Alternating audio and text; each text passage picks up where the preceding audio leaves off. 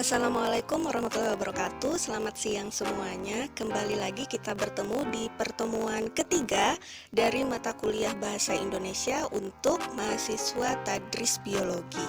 Nah, hari ini saya akan menyampaikan tentang teknis penulisan dalam bahasa Indonesia serta kriteria makalah yang baik. Mohon disimak dengan baik.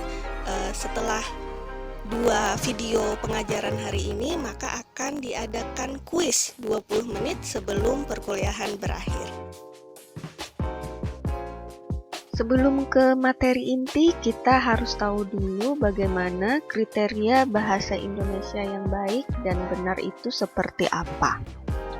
Yang pertama, bahasa yang baik antara komunikator dan komunikan harus saling memahami. Yang kedua, logis dan sesuai tata nilai masyarakat penggunanya. Logis itu adalah masuk akal ya. Yang ketiga, ragam bahasa harus sesuai situasi dan kondisinya. Harus sesuai dengan topik yang dibicarakan, tujuan pembicaraan, kemudian orang yang diajak bicara, serta tempat pembicaraan. Nah, contohnya saja saat perkuliahan kita ini, topik yang dibicarakan tentang teknik penulisan. Berarti tujuan pembicaraan supaya mahasiswa bisa menguasai teknik penulisan yang benar itu seperti apa. Kemudian orang yang diajak bicara karena kalian ini adalah mahasiswa dan insan akademik dan situasinya itu adalah situasi resmi yakni perkuliahan, maka harus pakai bahasa Indonesia yang baik dan benar, khususnya karena ini adalah mata kuliah bahasa Indonesia. Tempat pembicaraannya adalah di dalam kelas ya. Kalau di luar kelas silahkan pakai bahasa pergaulan ya, bahasa Banjar. Nah, kalau dalam kelas dan saat perkuliahan berlangsung, maka sebaiknya pakai bahasa Indonesia. Berikutnya, bahasa yang benar. Nah, bahasa yang benar itu adalah bahasa yang sesuai kaidah. Dalam hal ini sesuai dengan pedoman umum ejaan bahasa Indonesia atau PUEB ya. Nah, yang pertama yaitu fonologinya. Fonologi maksudnya adalah ilmu tentang perbendaharaan bunyi-bunyi atau fonem bahasa dan distribusinya. Contohnya, huruf I pada kata pantai dan kata piring misalnya, atau kursinya, biar I-nya sama-sama di akhir. Nah, hurufnya sama, tapi bunyinya beda ya. Yang pertama, I pada kata pantai, yang kedua I pada kata kursi. Jadi berbeda. Kemudian yang kedua, tata bahasa. Nah, tata bahasa bisa meliputi bentuk kata, struktur, dan lain sebagainya ya. Struktur kalimatnya bagaimana, misalnya seperti objek predikat, kemudian kalimat majemuk, dan lain sebagainya. Kemudian kosakata atau pilihan kata atau bisa juga disebut dengan diksi harus tepat sesuai dengan tuntutan makna. Apakah itu denotasi atau konotasi ya. Kalau dalam karya tulis ilmiah harus dijauhi kata-kata yang bermakna konotasi atau makna yang tidak sebenarnya. Kemudian yang keempat, ejaan ya. Harus ejaan yang sudah di-approve, yang sudah dipakai sekarang. Jadi ejaan lama tidak dipakai lagi. Kalian sudah belajar ya minggu lalu tentang ejaan bahasa Indonesia. Nah, supaya bisa berbahasa Indonesia dengan baik dan benar, tentu saja kalian harus terampil berbahasa Indonesia. Nah, ada 4 macam keterampilan berbahasa yang harus kita kuasai.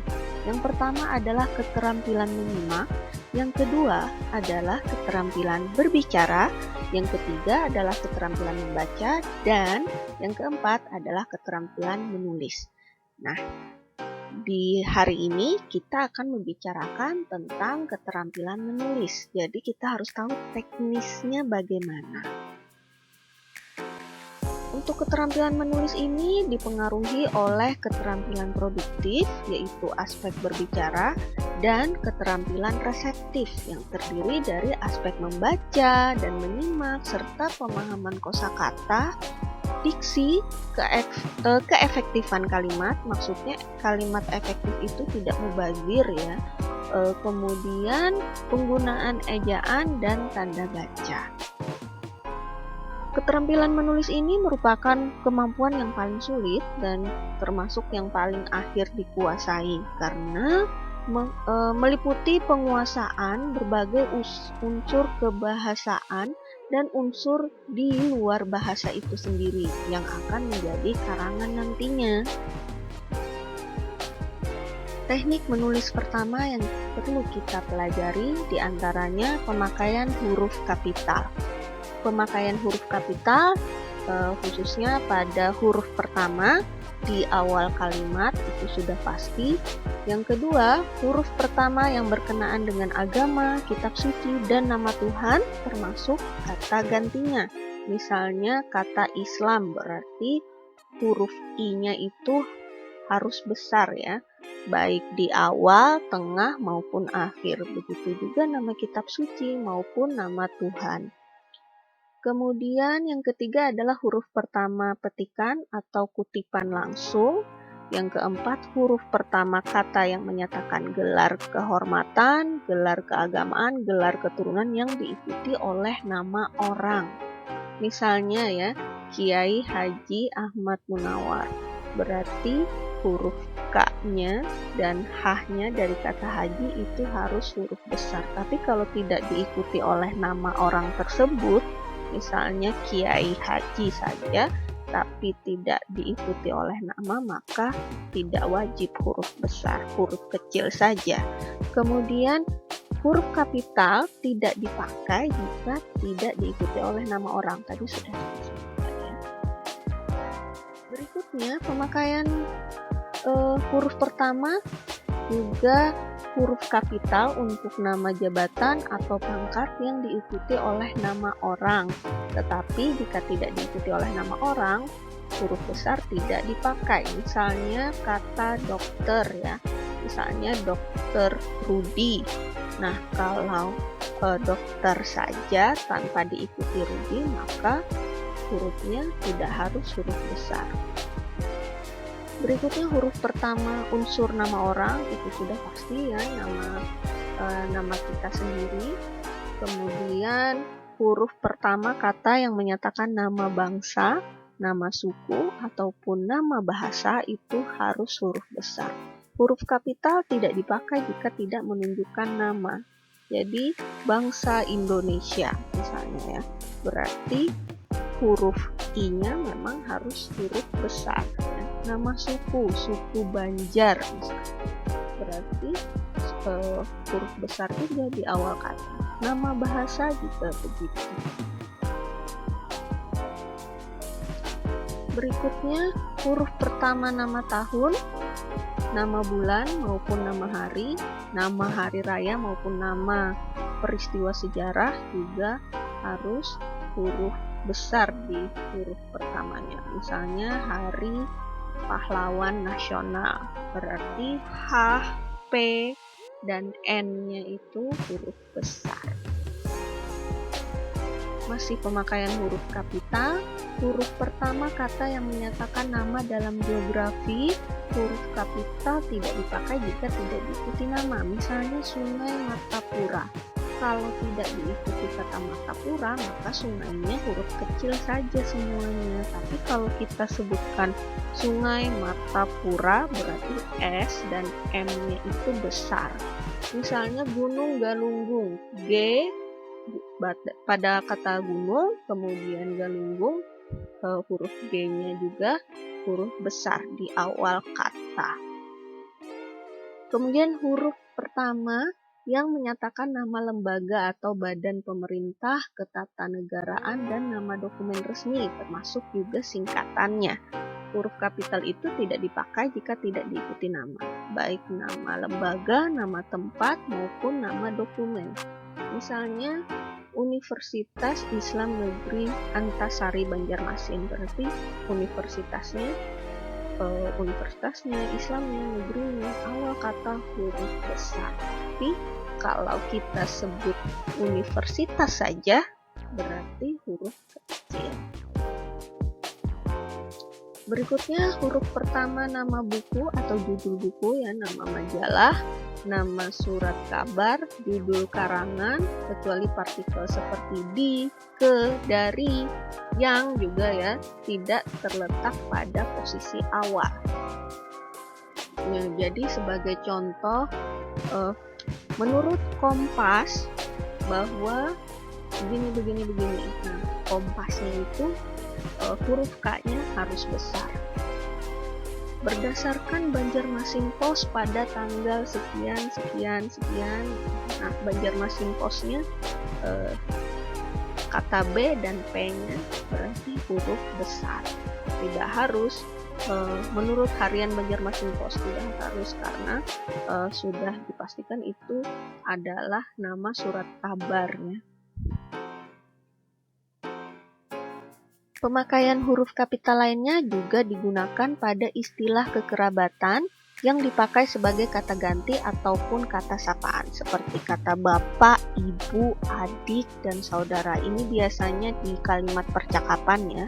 Nah, huruf kapital tidak dipakai jika istilah kekerabatan tersebut tidak dipakai sebagai kata sapaan, jadi tidak untuk menyapa. Misalnya, Bapak dan Ibu Budi pergi ke pasar. Nah, itu kan bukan kalimat sapaan ya, atau maksudnya kalimat percakapan. Nah, kalau kalimatnya seperti ini, mau pergi kemana Pak? Nah, P-nya berarti huruf besar ya. Berikutnya huruf pertama singkatan kata yang menyatakan nama gelar, nama pangkat, dan istilah sapaan. Kemudian nama kota yang mengikuti produk ditulis dengan huruf kapital.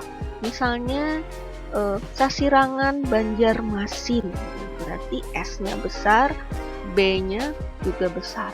Kemudian nama produk atau karya seni, misalnya lukisan Mona Lisa, berarti L-nya dari lukisan itu juga huruf besar, tidak Mona Lisa saja. Berikutnya pemakaian huruf kecil. Huruf kecil digunakan pada posisi-posisi yang tidak menggunakan huruf kapital tentunya. Penggunaan huruf kecil yang perlu ditekankan, misalnya penulisan nama jenis, bukan nama produk, ya, dan bukan nama tempat dalam geografi. Misalnya, kunci Inggris, bukan kunci dari Inggris kan, tapi merupakan nama alat. Kemudian pisang Ambon, bukan berarti pisang yang didatangkan dari Ambon. Jadi pisang Ambon hurufnya cukup huruf kecil saja. Berikutnya harimau Sumatera, bukan harimau yang Sumateranya itu S-nya besar, bukan. Karena itu tadi bukan ini ya, bukan kata sapaan maupun bukan menunjukkan ini langsung pulaunya, tapi nama spesiesnya harimau Sumatera. Berikutnya pemakaian huruf miring dan pemakaian huruf tebal. Huruf miring itu digunakan untuk menuliskan nama buku pada daftar pustaka misalnya, kemudian nama majalah, nama surat kabar yang dikutip dalam karangan. Kemudian menegaskan atau menghususkan huruf maupun bagian kata ataupun kelompok kata. Hampir sama fungsinya dengan huruf tebal. Kemudian huruf miring juga menuliskan istilah ilmiah atau ungkapan asing kecuali yang sudah disesuaikan ejaannya. Maksudnya yang sudah disesuaikan ejaannya ini contohnya adalah kata serapan ya.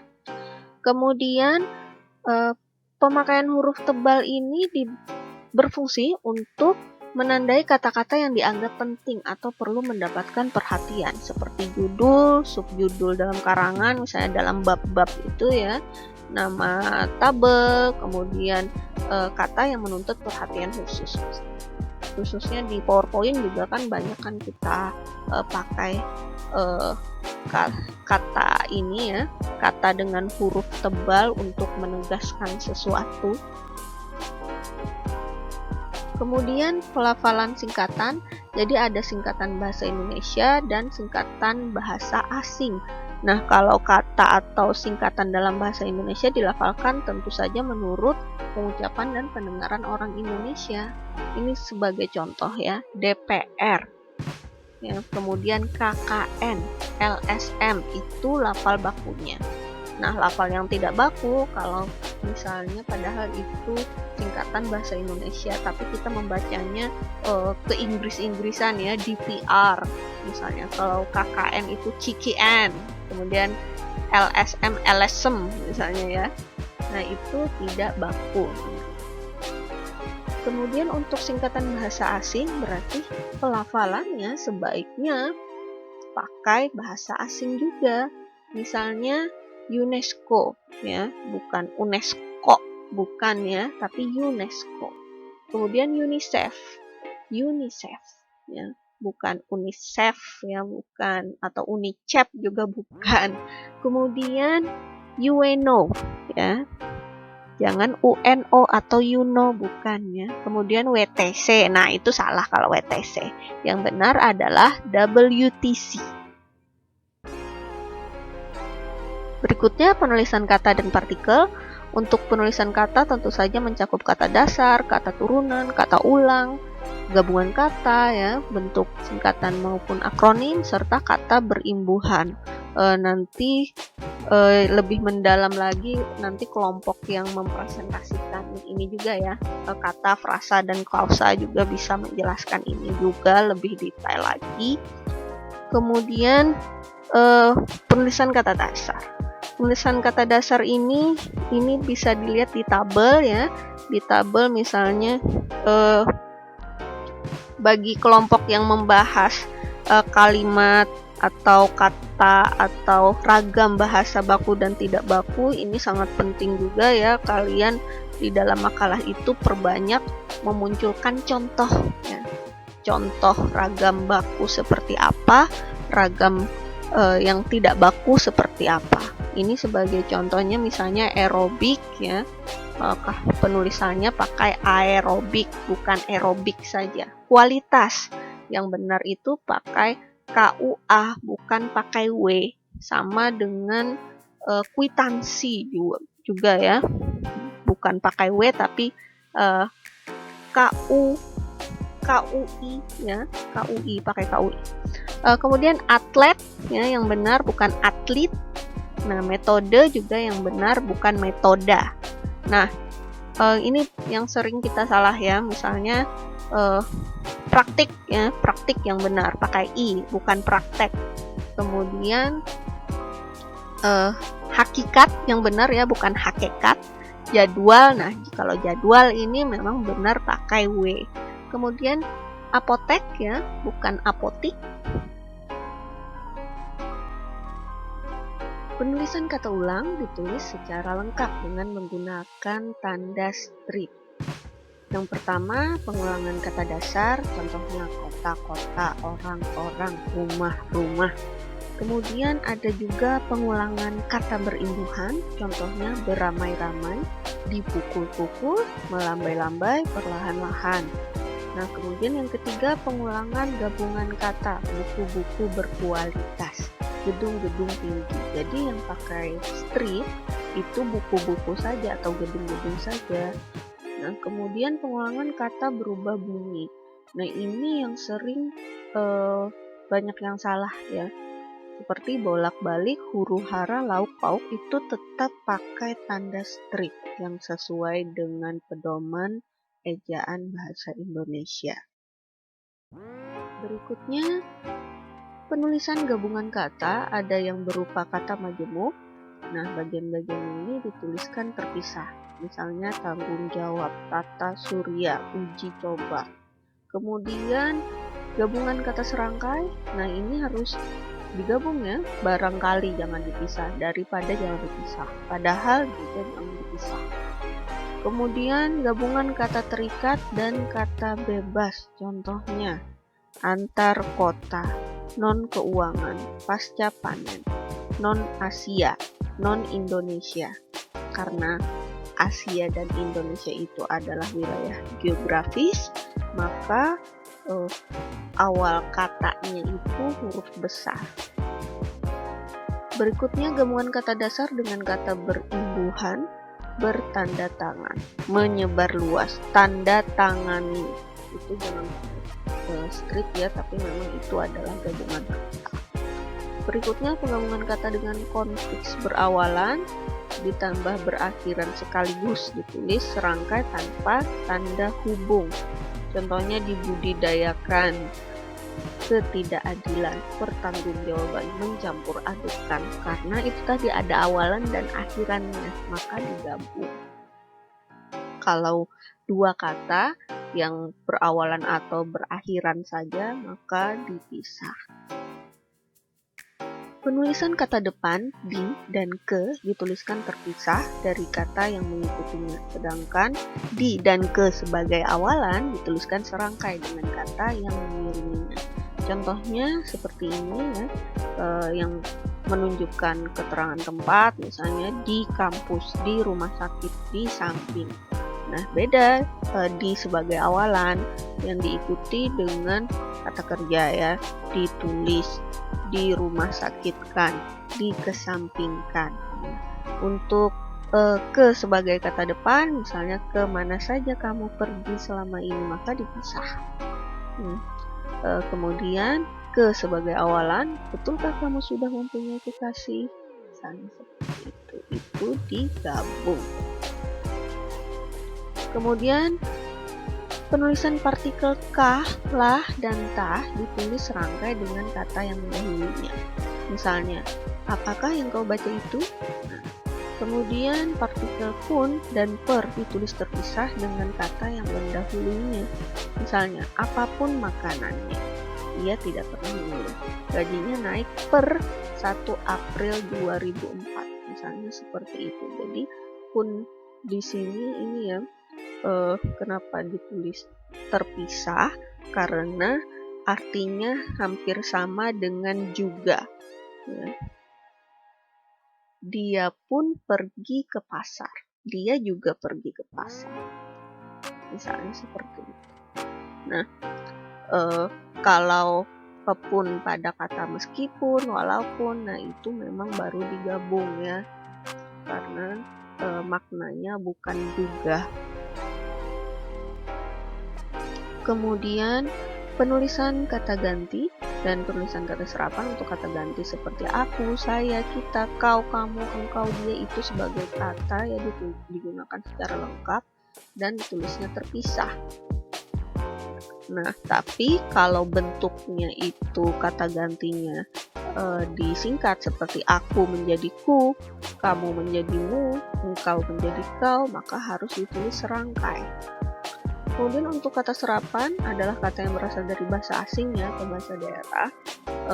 Jadi contohnya untuk kata asing itu berarti diambil seutuhnya, tidak diubah. Ya, misalnya audiogram, sentral, acclamation ya, vaksin, octave, techniques, machine. Nah, itu kan pelafalannya juga dalam bahasa Inggris ya. Karena ini kata asing, tidak diserap dalam bahasa Indonesia, maka penulisannya memang harusnya miring. Nah, kemudian untuk kata serapan ya, ini kan sama ya, sama kata serapannya. Audiogram tetap audiogram, sentral, tulisannya kan kalau kata asing tulisannya pakai C ya, kalau sudah yang diserap sentral. Acclamation misalnya jadi aklamasi, vaksin menjadi vaksin, octave C-nya diganti K ya karena sudah diserap, teknik menjadi teknik, machine menjadi mesin. Ini bentuk serapannya. Berikutnya penulisan angka dan lambang bilangan. Penulisan lambang bilangan ada 3 cara. Yang pertama penulisan angka Arab, kemudian angka Romawi, dan angka dalam bentuk huruf. Contoh angka Arab seperti yang biasa kita pakai ya, 0, 1, 2, 3, 4, 5, 6, 7, 8, 9. Kemudian angka Romawi ya, biasanya kita pakai untuk penulisan bab ya. kemudian huruf 1, 2, 3, 4, dan seterusnya. Kemudian penulisan bentuk singkat, singkatan, dan akronim. Jadi tiga-tiganya punya definisi yang berbeda. Untuk bentuk singkat adalah bentuk pendek yang diambil atau dipotong dari bentuk lengkapnya. Penulisannya ini menggunakan huruf kecil semuanya. Misalnya, majalah bulanan disingkat bulanan saja. Surat kabar harian disingkat harian saja. Laboratorium disingkat lab saja. Misalnya seperti itu. Kemudian singkatan, bentuk pendek yang diambil dari huruf-huruf pertama suatu frasa. Singkatan diajar huruf demi huruf, kemudian penulisannya menggunakan huruf kapital semua tanpa titik. Misalnya APBN, BPPT, CSIS, UIN. Ya. Kemudian akronim. Akronim adalah bentuk pendek yang diambil dari sebuah frasa. Contohnya pemilu untuk pemilihan umum, OSIS untuk organisasi siswa ya, Menwa untuk resimen mahasiswa, Puskesmas untuk pusat kesehatan masyarakat. Kemudian kita ke penulisan tanda baca. Misalnya tanda titik ya, penulisan singkatan nama perusahaan dengan huruf kapital tidak disertai titik. Sebaliknya, singkatan gelar akademik dan singkatan nama orang harus menggunakan titik. Misalnya CV, DKI, DPR itu tidak pakai titik. Sedangkan Harun Al-Rashid, S.H ya, itu kan nama gelar untuk sarjana hukum. Nah, itu pakai titik.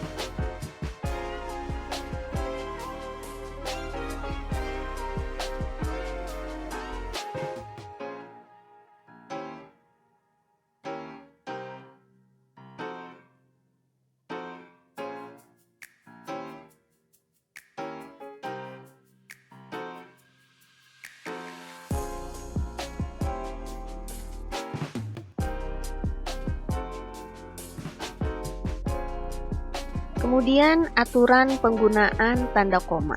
Yang pertama, tanda koma dipakai di antara unsur-unsur dalam suatu perincian atau pembilangan. Contohnya, buku, koma, majalah, koma, dan jurnal termasuk sumber kepustakaan. Ya. Atau pembilangan 1, 2, 3, misalnya seperti itu. Kemudian, tanda koma dipakai untuk memisahkan kalimat majemuk setara yang menggunakan kata penghubung. Contohnya tetapi, melainkan, sedangkan, seperti contoh di slide ya. Saya ingin membeli kamera, tetapi uang saya belum cukup. Titik. Seperti itu ya. Kemudian yang ketiga, tanda koma juga dipakai untuk memisahkan petikan langsung atau kutipan langsung dari bagian lain di dalam kalimat. Nah, ini banyak yang salah ya, banyak yang salah. Misalnya ini contoh, kata nenek saya itu harus koma. Ya, kata nenek saya, koma, tanda petik, kita harus berbagi dalam hidup ini, titik, baru tanda petik. Jadi bukan tanda petik dulu baru titik ya, tapi titik dulu baru tanda petik, seperti itu. Ada pula aturan titik 2. Titik 2 sering digunakan secara tidak tepat, terutama dalam kalimat yang mengandung rincian. Nah, ini ada pemakaian titik 2 sesuai EYD ya. Yang pertama, tanda titik 2 dipakai pada akhir suatu pernyataan lengkap yang diikuti dengan rangkaian atau penjelasan. Contohnya, mereka memerlukan perabot rumah tangga. Titik 2, kursi, meja, dan lemari. Hanya ada 2 pilihan bagi para pejuang kemerdekaan. Titik 2, hidup atau mati. Jadi titik 2 ini kalau diganti dengan kata itu seperti pakai yaitu ya.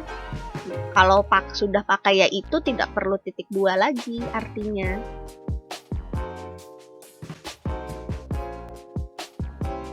Aturan yang kedua, tanda titik 2 tidak dipakai jika perincian atau penjelasan itu merupakan pelengkap yang mengakhiri pernyataan. Contohnya ya, yang pertama kita memerlukan kursi, meja, dan lemari. Nah, kita tidak pakai titik 2 setelah kata memerlukan, karena memerlukan itu sudah verba ya, jadi tidak perlu memerlukan titik 2, kursi, meja, dan lemari. Contoh yang kedua, tahap penelitian yang harus dilakukan meliputi. tidak perlu pakai titik dua, langsung saja diurutkan. A. Persiapan, koma, pengumpulan data, koma, pengolahan data, koma, dan pelaporan, ya. Lalu diakhiri dengan tanda titik. Contohnya saja di makalah kalian. Tujuan penulisan makalah ini meliputi. Jangan pakai titik dua, langsung saja 1 titik apa, 2 apa, 3 apa. Baru di akhiran nomor terakhirnya, nomor 3 itu baru dikasih titik. Berikutnya, tanda titik dua dipakai sesudah kata atau ungkapan yang memerlukan pemerian. Pemerian itu penjelasan, ya, sinonimnya. Nah, ini contohnya misalnya struktur organisasi, ya, ketua Ahmad Wijaya, sekretaris bendahara, dan lain sebagainya. Tanda hubung juga ada aturannya. Yang pertama, tanda hubung yang dapat dipakai untuk memperjelas hubungan bagian-bagian ungkapan. Contoh 32/3, misalnya kita ini ya menjelaskan bilangan, ya. Kemudian tanda hubung digunakan untuk merangkaikan, ya, 1000-an, se-Indonesia, atau pakai tahun, ya, 1950-an misalnya, ya. 2020-an misalnya, ya. Atau anak yang lahir tahun 2000, ya, berarti 2000-an, ya. Seperti itu. Jadi kalau pakai an itu harus pakai strip, jangan langsung 1000 langsung an, bukan, ya.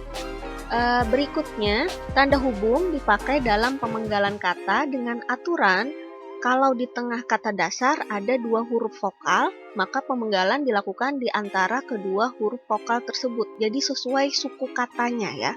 Baik, klien, puing, suara. Nah, seperti itu, ya.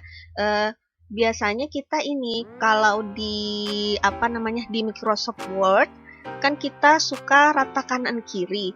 Kadang kalau pakai rata kanan kiri itu jarak spasinya ada yang terlalu jauh. Nah, untuk menghindari jarak spasi yang terlalu jauh tersebut, maka kita pakai tanda hubung strip ini. Berikutnya, jika di tengah kata dasar ada huruf konsonan di antara 2 huruf vokal, maka pemenggalan dilakukan sebelum huruf konsonan itu. Ini sesuai suku katanya, berarti suku katanya, suku kata penyebutannya atau pelafalannya. Contoh, bangun, hanyut, sakit. Seperti itu, ya, kira-kira paham? Berikutnya, tanda pisah. Tanda hubung dan tanda pisah ternyata beda, ya. Jadi tanda hubung itu stripnya kecil, ya. Kalau tanda pisah lebih agak panjang kalau tanda pisah. Nah, yang pertama aturannya, tanda pisah dapat dipakai untuk membatasi penyisipan kata atau kalimat yang memberi penjelasan di luar bangun kalimat atau menegaskan adanya keterangan aposisi atau keterangan yang lain.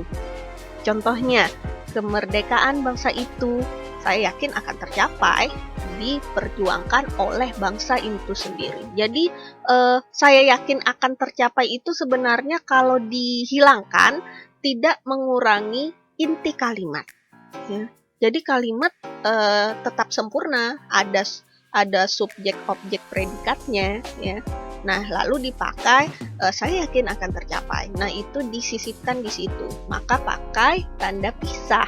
Kemudian Soekarno-Hatta Proklamator Kemerdekaan RI, ya, diabadikan menjadi nama Bandar Udara Internasional.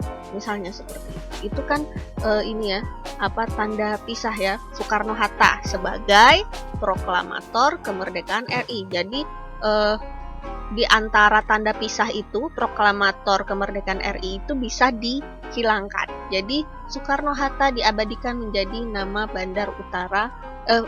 Bandar Udara Internasional. Jadi posisi proklamator kemerdekaan RI ini dia sebagai penjelasan, ya, menjelaskan. Kemudian yang kedua, tanda pisah dipakai di antara 2 bilangan, tanggal atau tempat yang berarti sampai dengan atau sampai ke. Kadang kan misalnya kita mengetik di Word itu, ya, misalnya kita pakai tanda strip itu, misalnya kita ngetik tahun 2010, spasi, strip, spasi, 2013, lalu kita spasi lagi. Otomatis stripnya itu memanjang, karena itu fungsinya sebagai tanda pisah. ya, sebagai tanda pisah yang artinya sampai dengan atau sampai ke. Oke, sampai situ untuk pembahasan teknik penulisan dari saya ya. Sebelum kita ke materi berikutnya, maka untuk panduan lengkap mengenai ejaan bahasa Indonesia ini ada di Pedoman Umum Ejaan Bahasa Indonesia yang diterbitkan oleh Kemendikbud ya, sudah saya upload di pertemuan pertama. Silahkan dibaca di situ lebih lengkap daripada penjelasan saya. Kita lanjut ke video berikutnya ya. Kalau ada pertanyaan mengenai pedoman ejaan bahasa Indonesia, silahkan sampaikan pertanyaan Anda di kolom komentar di Google Classroom.